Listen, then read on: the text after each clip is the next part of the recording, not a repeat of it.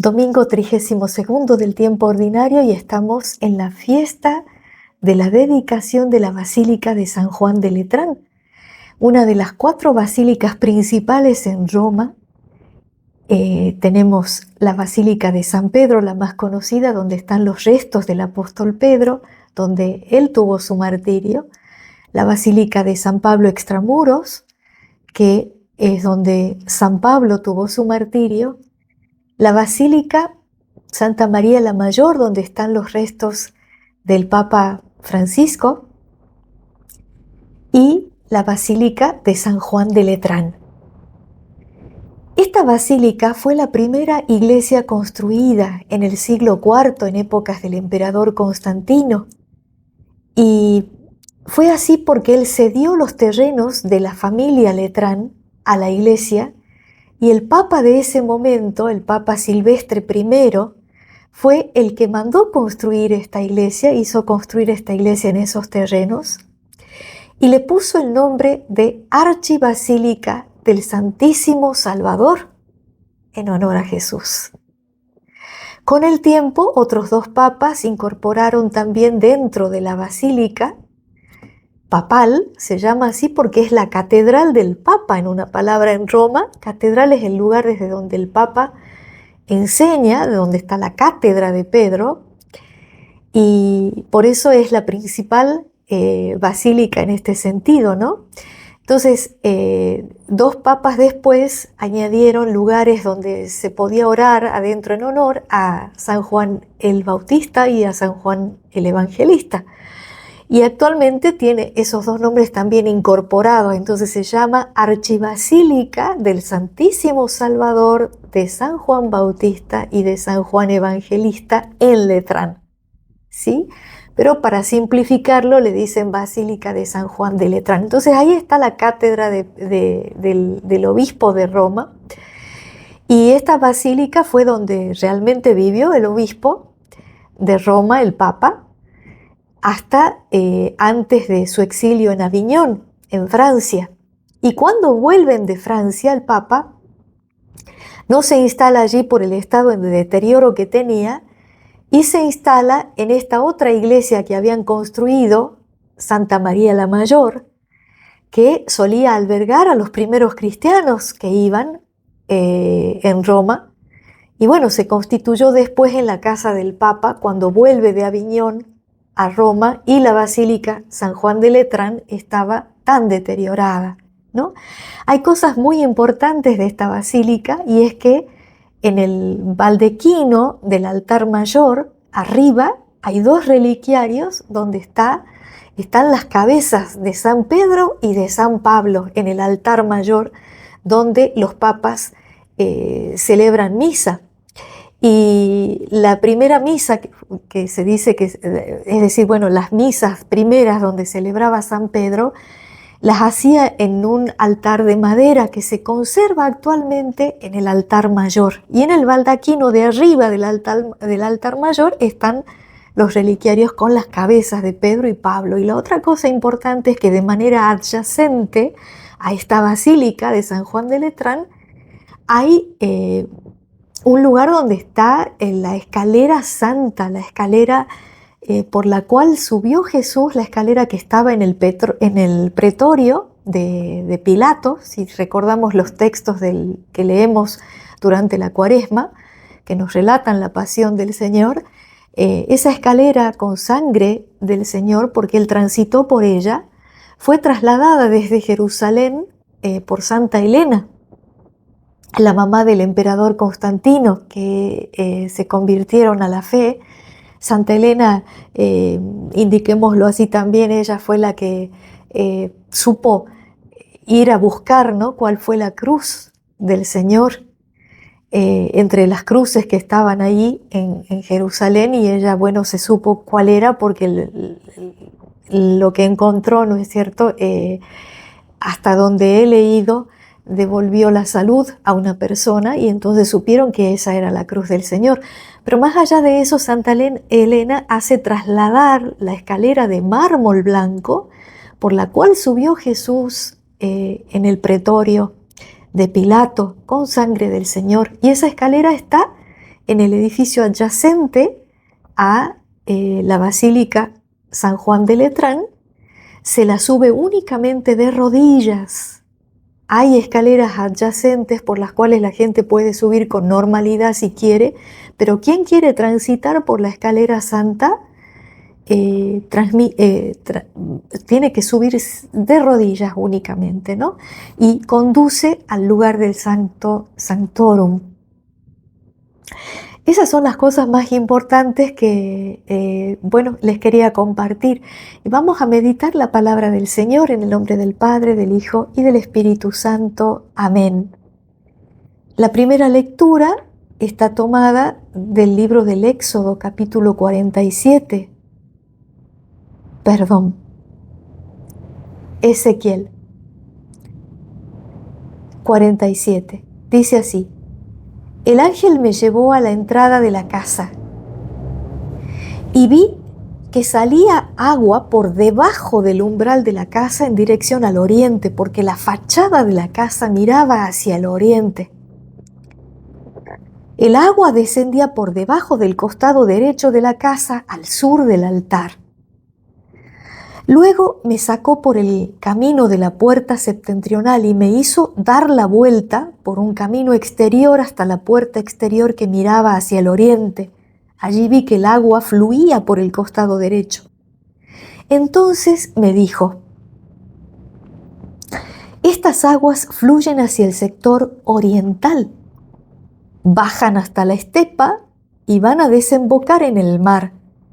Se las hace salir hasta el mar para que sus aguas sean saneadas, para que las aguas del mar sean saneadas. Hasta donde llegue el torrente tendrán vida todos los seres vivientes que se mueven por el suelo.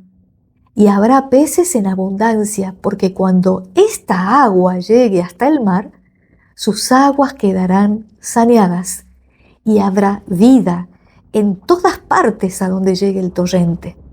Al borde del torrente, sobre sus dos orillas, crecerán árboles frutales de todas las especies. No se marchitarán sus hojas ni se agotarán sus frutos, y todos los meses producirán nuevos frutos. Porque el agua sale del santuario. Sus frutos servirán de alimento y sus hojas de remedio. Palabra de Dios, te alabamos, Señor. Dice el Salmo 45. Vengan a contemplar las obras del Señor. Vengan a contemplar las obras del Señor. El Señor es nuestro refugio y fortaleza, nuestra ayuda siempre pronta en los peligros. Por eso no tememos, aunque la tierra se conmueva y las montañas se desplomen hasta el fondo del mar. Los canales del río alegran la ciudad de Dios, la más santa morada del Altísimo. El Señor está en medio de ella, nunca vacilará. Él la socorrerá al despuntar la aurora. El Señor de los ejércitos está con nosotros, nuestro baluarte es el Dios de Jacob. Vengan a contemplar las obras del Señor. Él hace cosas admirables en la tierra. Vengan a contemplar las obras del Señor. Vengan a contemplar las obras del Señor. La segunda lectura es de la primera carta a los Corintios, capítulo 3. San Pablo nos dice: hermanos, ustedes son el campo de Dios, el edificio de Dios. Según la gracia que Dios me ha dado, yo puse los cimientos, como lo hace un buen arquitecto, y otro edifica encima. Que cada cual se fije bien de qué manera construye. El fundamento ya está puesto y nadie puede poner otro, porque el fundamento es Jesucristo. ¿No saben que ustedes son templo de Dios y que el Espíritu de Dios habita en ustedes? Si alguno destruye el templo de Dios, Dios lo destruirá a él, porque el templo de Dios es sagrado y ustedes son ese templo. Palabra de Dios, te alabamos, Señor.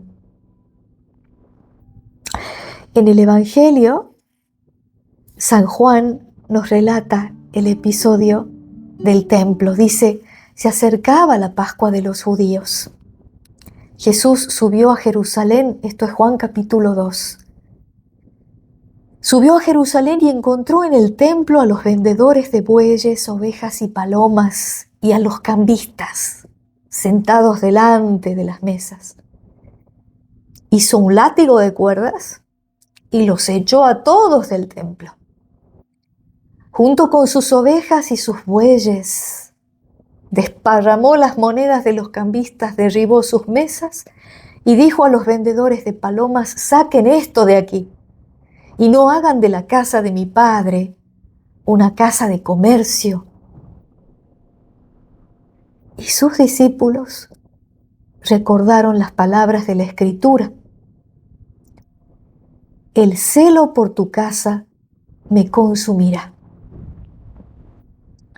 Entonces los judíos le preguntaron, ¿qué signo nos das para obrar así? Jesús les respondió, destruyan este templo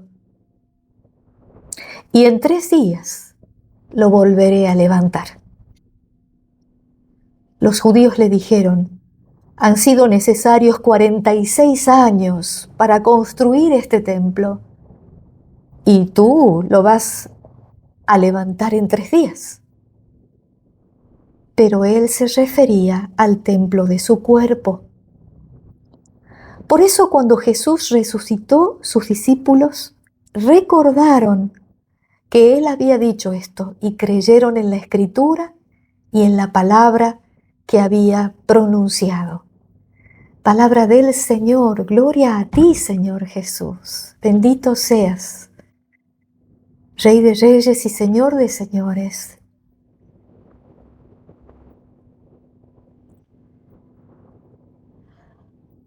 Cuánto amor del Señor. Las lecturas nos ofrecen la meditación específica acerca del templo. Estamos en la fiesta de la Basílica de San Juan de Letrán. Entonces el profeta Ezequiel nos introduce en lo que era el templo para los judíos, ¿no? El Antiguo Testamento. Fíjense la importancia del templo como lugar de donde fluye agua que da vida. Dice, todos los árboles a los costados del torrente de agua que salía por la parte derecha de la fachada del templo, en la parte hacia el oriente, dice, el agua, crecían árboles de todo tipo, ¿no? A los costados, y dice, y nunca se marchitan. Y a donde llega el agua, queda todo saneado. Porque esta agua, dice, va a producir, dice, los frutos de los árboles servirán de alimento y las hojas de remedio. Y es más, dice, cuando el agua llegue hasta el mar, habrá abundancia de peces, porque todo quedará sano. El templo como fuente de donde emana esa agua de vida, ¿no? Templo como lugar de oración. Recordemos aquel episodio de la samaritana, donde ella le dice a Jesús, ¿no? Ustedes dicen, los judíos, que hay que adorar en Jerusalén, el templo de Jerusalén. Y Jesús le contesta, llegarán el día en que ni acá ni en Jerusalén se adorará, sino que los verdaderos adoradores adorarán en espíritu y en verdad. Y fíjense cómo San Pablo nos introduce en la idea de lo que es el templo del Espíritu. Porque dice, ustedes son el edificio de Dios. Según la gracia que Dios me ha dado, yo puse los cimientos, dice, y nadie puede cambiar ese fundamento. El fundamento ya está puesto porque es Jesucristo. Ahora dice, cada uno fíjese cómo construye arriba. Dice, ¿ustedes no saben que son templo de Dios? ¿Que el Espíritu de Dios habita en ustedes? Y fíjense cómo Jesús en el Evangelio habla del templo de su cuerpo. Y dice, destruyan este templo y yo lo reconstruiré en 3 días. ¿No? El templo espiritual donde se adora a Dios, donde se rinde culto a Dios. Y San Pablo nos dice que no saben que ustedes son templos del Espíritu de Dios. Si alguno destruye el templo de Dios, Dios lo destruirá a él, porque el templo de Dios es sagrado y ustedes son ese templo. ¿Qué hacemos nosotros en el templo?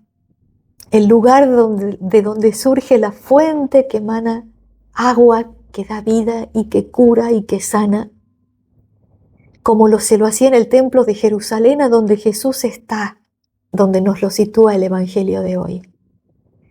En ese templo se adora, en ese templo se alaba, en ese templo se ruega, en ese templo se disfruta simplemente de la presencia de Dios. Y los judíos decían que solamente en Jerusalén, en el templo de Jerusalén, se podía, estaba, ¿no?, la presencia de Dios ya mucho más antes, durante el transcurso que ellos iban por el desierto, tenían esas tiendas de reunión, ¿no?, donde estaba el arca de la alianza, después en el Santo Santorum. Entonces, siempre el templo ha sido la figura de la presencia de Dios, el lugar del encuentro con Dios, el lugar desde donde Dios nos habla, desde donde Dios nos llena de vida por esa agua que fluye de Él. El lugar donde encontramos todo consuelo, toda sanidad. Dice, allí donde llegan estas aguas todo queda saneado. Entonces en el templo también es lugar de sanación, ¿no? Y qué importante como decía hace un ratito, Jesús a la samaritana le dice, va a llegar un momento en que ya ni acá ni en Jerusalén se va a adorar, sino que los verdaderos adoradores adorarán en espíritu y en verdad. ¿Dónde podemos adorar ahora al Señor? ¿Dónde podemos disfrutar de su presencia? ¿Dónde podemos sanarnos con Él? También en nosotros mismos, que somos parte de este templo hermoso que es el cuerpo de Cristo, la Iglesia, cuerpo místico de Cristo, donde Él es la cabeza, nosotros sus miembros, y que nos vamos integrando, como dice San Pedro en una de las cartas, como piedras vivas de ese templo, hasta formar un solo templo consagrado para la vida en el Espíritu. El Espíritu de Dios vive adentro nuestro. ¡Qué regalo! Lo hemos recibido por el bautismo que nos ha hecho hijos de Dios, en el Hijo.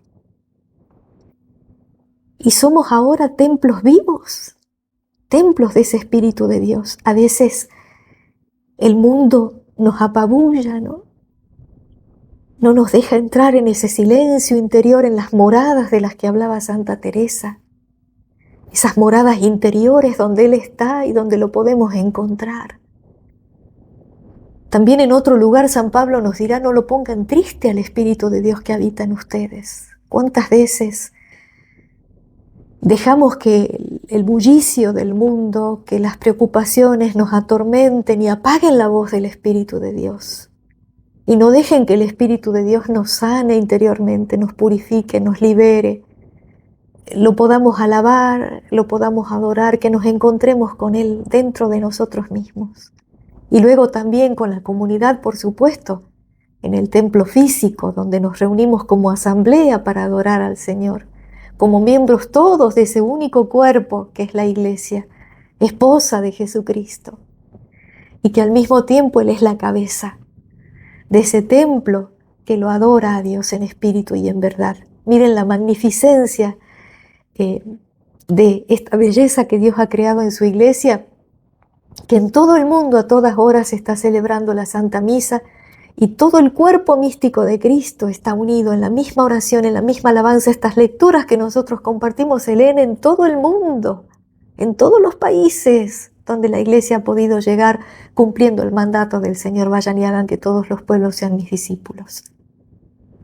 ¡Qué maravilla! Todos unidos, todos instruyéndonos en lo mismo, cada día las mismas lecturas.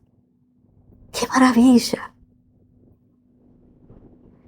Pues bien, hemos hablado de lo que es el templo físico, el templo que es el cuerpo de Cristo del que nosotros somos miembros, y el templo que somos nosotros mismos, por la morada de Dios en su Espíritu adentro nuestro. Ahora miremos la otra faceta. ¿Qué le pasa a Jesús cuando llega al templo de Jerusalén y ve que estaba todo el sentido de lo que un templo es dado vuelta, ¿no? Tergiversado? Encuentra cambistas, encuentra vendedores de palomas, vendedores de bueyes, porque claro, en el templo se ofrecían sacrificios. Y ahí aparecen todas las razonadas sin razones, ¿no? Yo estoy acá en el templo porque necesitan comprar, ¿no? Necesitan comprar para ofrecer los sacrificios. Necesitan, ¿se acuerdan, no? Cuando María y José van a presentarlo al niñito al templo, que llevaban 2 pichones de tórtolas, ¿no? O sea, tenían que comprar los animales para ofrecer sacrificios. Y entonces ya estaban los cambistas también, porque era necesario. Entonces, las razonadas sin razones que terminan desvirtuando y profanando incluso el templo de Dios. Y ahí sale, ¿no? Dice que los apóstoles se acordaban el pedazo de la Escritura donde dice: el celo por tu casa me devorará. ¿Tenemos celo nosotros por las cosas de Dios? Fíjense, Jesucristo, la reacción que tiene. Agarró un látigo y les desbandó todo, les quitó todo, les tiró las mesas. Que se vayan todos los animales, las monedas por el piso. Y les ha dicho: no hagan de la casa de mi Padre una casa de comercio, un mercado. Y no tuvo respetos humanos para actuar como actuó. Nosotros muchas veces estamos llenos de respetos humanos y dejamos profanar el templo de Dios. ¿Cuántos turistas o nosotros mismos vemos gente que se dice religiosa y entra al templo vestida inadecuadamente? Punto 1, la vestimenta. Y nosotros, falso respeto humano, peor es que no entre. Siempre hay razonadas sin razones para dejar profanar el templo de Dios. Peor es que no entren. ¿Por qué no decirles con caridad: hermano, hermana, mira que estás en la casa de Dios, vestite adecuadamente? Además tiene que haber una coherencia, ¿no?, del cristiano. Yo adentro de la iglesia no me puedo vestir de una manera y afuera de la iglesia vestirme de otra. Ser cristiano es elegir el modo de vida evangélico, el modo de vida que sigue al Señor como camino, verdad y vida, y que va por el caminito estrecho que el mundo no sigue. Entonces, como yo soy dentro de la iglesia, tengo que ser en mi trabajo, tengo que ser en mi ambiente de amigos, en los lugares a fiestas donde voy, tengo que ser la misma persona. Cristo era el mismo en todos los lugares donde iba. No tenía caretas diferentes. Punto 1, ¿no? La vestimenta. ¿Tenemos celo por la casa de Dios? ¿O falsos respetos humanos? Punto 2. ¿Qué se hace en nuestros templos? ¿Son lugares de adoración? O son lugares donde hay gente que entra con chicle, que está mascando chicle, donde quizá van a buscar a ver una platea. ¿Cuántos hay que dicen, uy, qué aburrida que es la misa? Al templo no se va a ver un espectáculo, al templo se va a participar del momento más importante de la salvación de la humanidad entera, participar de ese momento en que Cristo en el Calvario, que podemos imaginarnos la cruz en el altar mayor, y Cristo dando su vida por nosotros. Somos transportados en el tiempo a ese momento del Calvario en que Él está dando su vida. Fíjense si vamos a contratar un circo para estar dentro de la iglesia. La iglesia es lugar de adoración, de amor a Dios, de disfrutar de su amor, de encontrarnos, todo lo que decíamos antes, ¿no? De alabar, de pedir, de adorar. Entonces fijémonos si vamos a conversar adentro del templo. El celo por tu casa me devorará. Y lo otro, refiriéndonos también de este mismo modo al templo que es nuestro corazón, nuestra alma, donde nos podemos encontrar con Dios. ¿Tenemos celo por el templo de Dios que somos nosotros mismos? ¿O dejamos que toda la basura entre con falsos respetos humanos hacia nosotros mismos? Ah, pero eso es lo que pasa en la televisión. Ah, pero eso es lo que se ve en las revistas. Ah, pero eso es lo que está disponible en la internet. ¿Qué le vas a hacer? ¿Cuántas imágenes permitimos que entren por nuestra vista? ¿Cuántas cosas permitimos que ingresen por nuestros oídos, que profanan el templo de Dios que somos nosotros mismos, que nada tienen que ver con el Espíritu de Dios que habita en nosotros? ¿Purificamos nuestros oídos? ¿Purificamos nuestra vista? ¿O simplemente dejamos que todo lo que es del mundo entre sin filtro?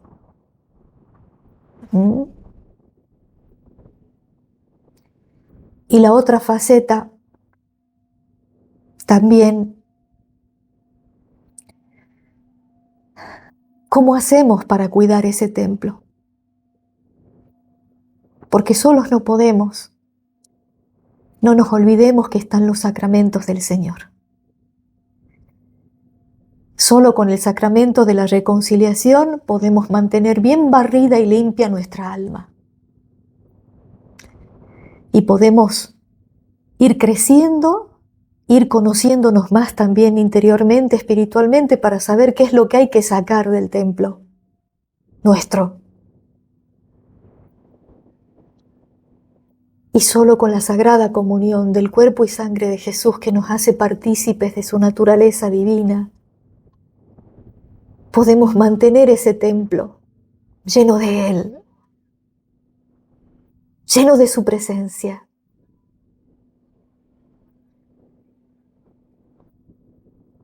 No dejemos que otros nos quiten este tesoro tan grande de vivir en el amor de Dios adentro nuestro, en la comunidad, cuando vamos a nuestros templos y en toda nuestra vida, allí a donde nosotros estamos. Llevemos el perfume del Señor, siendo nosotros primeros templos del Señor. Y no tengamos falsos respetos humanos a la hora de defender el templo de Cristo, tanto el templo físico como el templo que somos nosotros.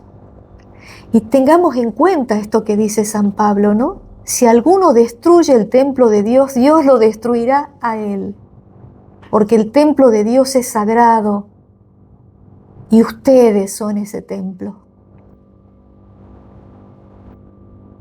Toda la gloria para el Señor. Que Él nos ayude con su gracia a ser cada día verdaderos y mejores cristianos. Amén.